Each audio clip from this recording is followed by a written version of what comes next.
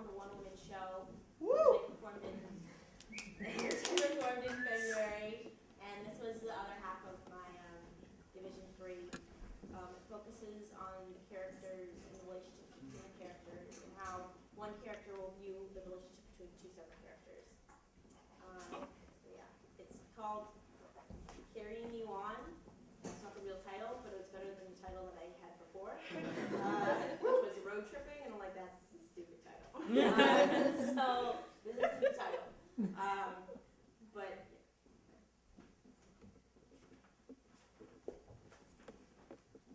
Mother. My novella is a series of microfictions that can stand alone, but also when put together form a larger story. Mother. Marblehead, Massachusetts, a Saturday in June, noon. Mother doesn't do well in the heat. At 68 degrees, when normal people are comfortable, or even a bit chilly, she begins to have problems. And at 70, she's uncomfortable. At 73 degrees, sweat collects at the back of her neck under her hair. At 77 degrees, her short red hair curls so tight she looks like little orphan Annie. At 80 degrees, she hits a wall. Even the cat doesn't hit a wall until 85 degrees, and she's At 90 degrees, you leave the room because nothing pleasant happens. Mother is prostrate on the floor, surrounded by windows and a fan, hoping for a breeze or a blizzard.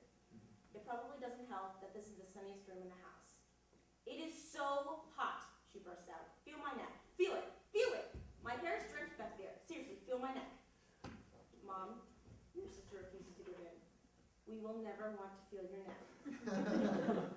One time you humored your mother and reached out your hand to feel. She suddenly grabbed your hand and shoved it into her massive, wiry, sweaty curls. It was horrible. You guys are such pickleheads. Yeah, okay. Through the windows, tall pines speckle the slope down to the ocean. Between the trunk, the water glimmers and sways. You always thought it looked like a steel drum and you moved to dance by the music it played. You watch it dance for you. When you were little, you'd watch the branches of pine trees move in the wind and saw faces in them. Evil faces, clown faces, princess faces. You'd try to show them to your family, but they never saw anything. Just then a breeze passes off the ocean and into the family room, landing on your faces. Woo! Doggies! That was a good one. Wasn't that a good one? Mother turns to you and Isabel for affirmation. You don't hear her over the music of the water. It sounds like mermaids calling you. They want you to play.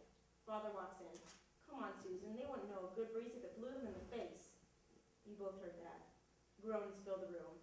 What? That was a good one. You see Mother attempting to rouse herself.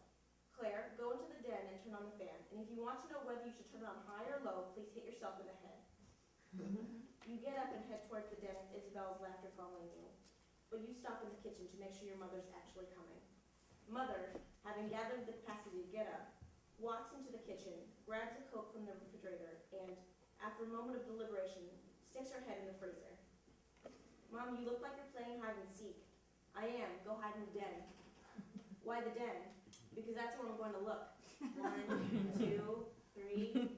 She removes her head from the freezer and walks into the den with you behind carrying an extra fan. The phone rings. Isabel races to get it and then hands it to Mother. She always does this. Whatever, you are really too lazy to get it when it rings. It's hot out and you don't want to move that fast. Mother takes it from Isabel with a thanks and answers. Hello? Oh, we're just lazing around watching TV. Her face changes. What? She gets up and goes to the den before you've had the chance to cool it. Princess mused pitifully. Oh, Princess, you poor thing. Crouching near her, you put your hand, palm down, half curled, close enough to Princess's nose so she won't have to move her head to sniff it.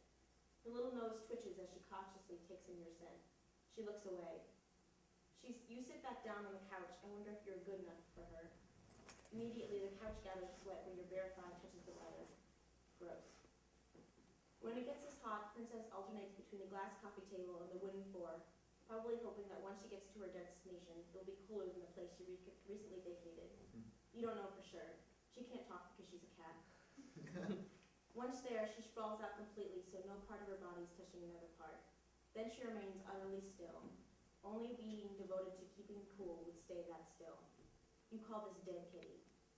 Dead Kitty wants attention, but does not want to be touched. Like Isabel. Dad, are you going into work tomorrow? Your sister asks. Dad? His eyes are completely absorbed by a car commercial.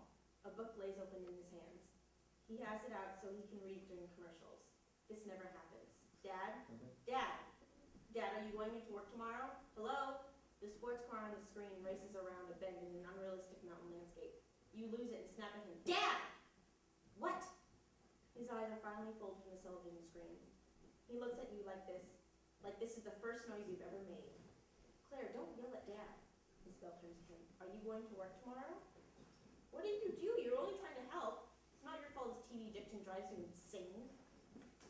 Yeah, why? Honestly, the TV isn't interesting, but not informative. It's just a dumb car commercial. I'll go back to my apartment then. What? You were hoping that Isabel would stay.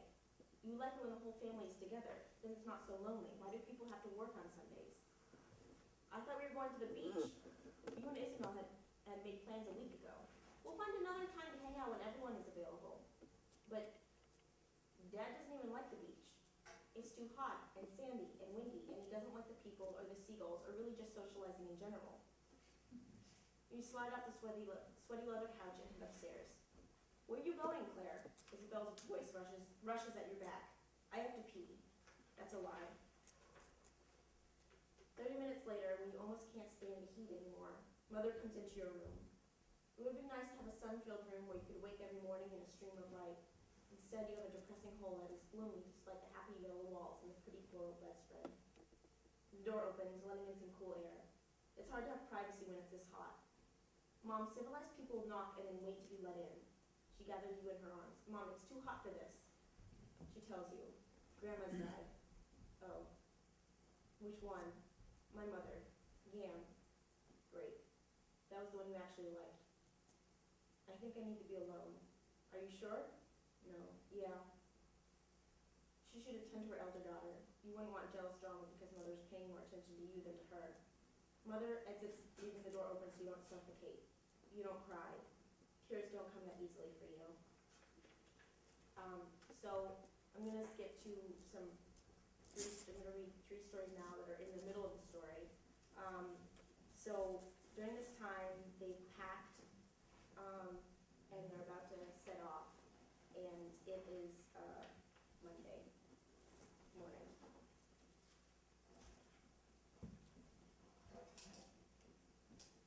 I-90 West, Mass Pike, Boston, Massachusetts.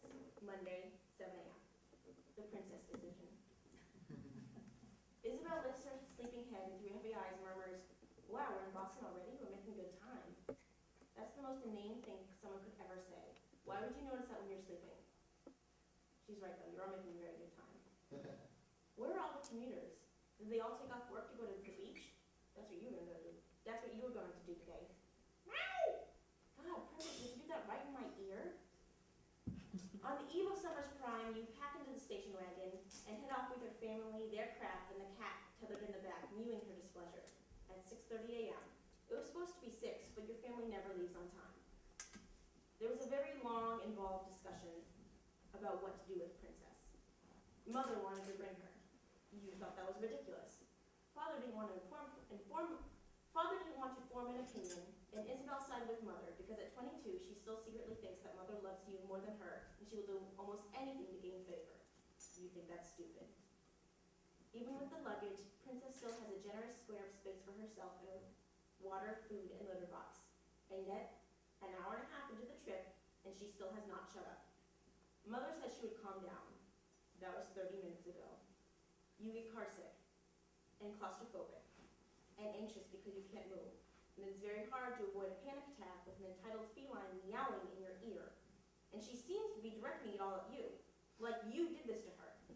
She's either angry at you for bringing her, or angry because you let them bring her. Does she have to act like such a cat? You want to tell her that you advocated for her staying.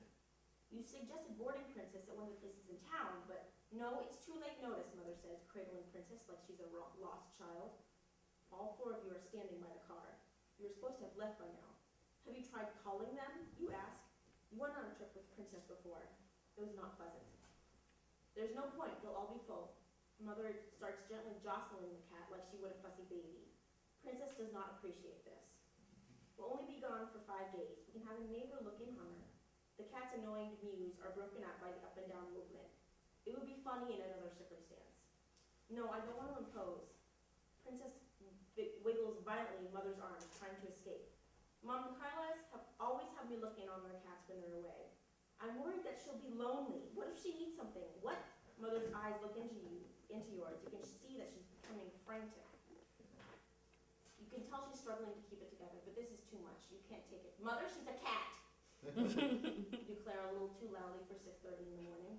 Princess stops moving and glares at you. Claire, don't interrupt Mom. You disrupted me, Isabel. Mom, if you want to bring Princess, we should bring her. But where will we put her? You can't just show up to a funeral with a cat. You're going to be staying in Gam's house.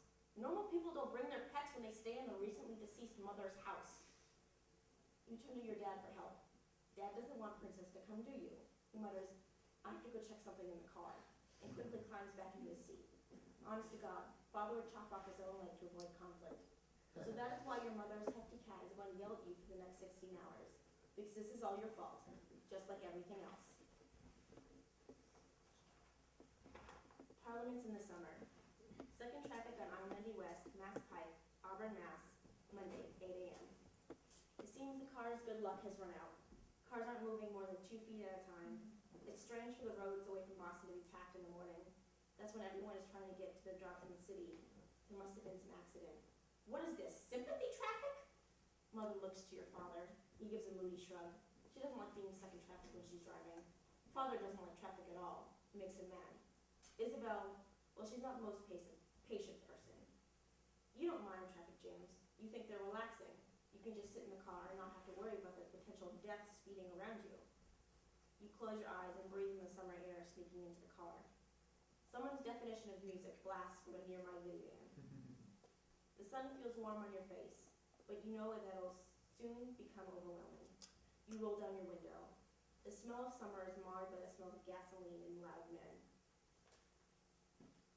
The best smell in the world is the smoke from a parliament on a hot, humid Ohio summer day.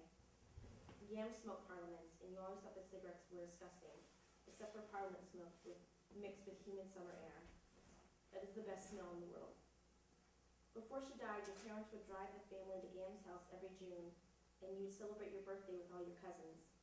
When you and Isabel were young, they would break the trip up into 2 days.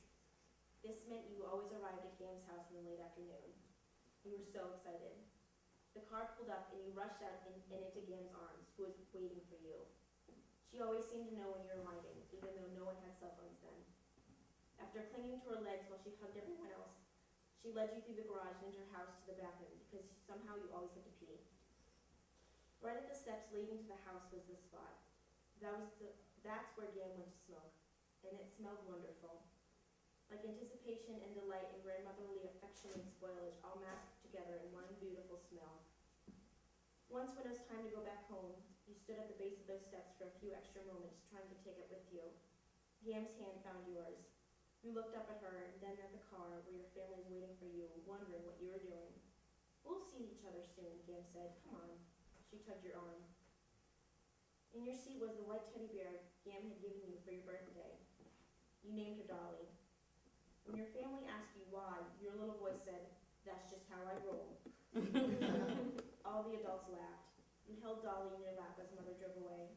Gam waved. You waved back. Bye, Gam.